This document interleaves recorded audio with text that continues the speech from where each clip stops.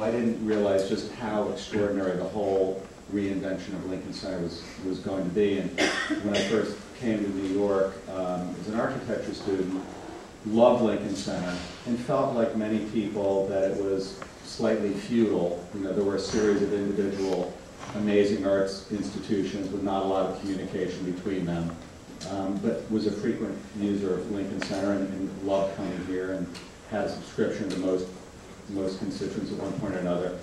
And I started to look at this opportunity and realized that this was a chance to create perhaps certainly the most spontaneous constituent of Lincoln Center. It's the only one you can come up and get a ticket 15 minutes before. And so we realized there needed to be a kind of fluency and a spontaneity and an informality.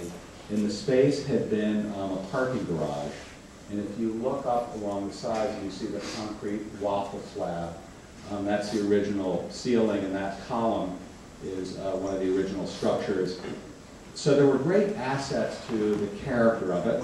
There was great asset to the visibility on 65th Street, and on the exterior, you know, our goal was to create an identity for Film Society that would stand out. And so we collaborated with Phyllis Fiorenzo and looked at a way to do a facade that was Lincoln Center, but perhaps slightly less formal, and could speak as much about the history of the Film Society. So there's 1,000 names silk screened on about 90 foot of frontage of films that have played here, and the box office actually cantilevers out over 65th Street. It becomes the marquee. And clearly, more than anything else, these screening rooms had to be the best possible presentation for film, sound, lighting.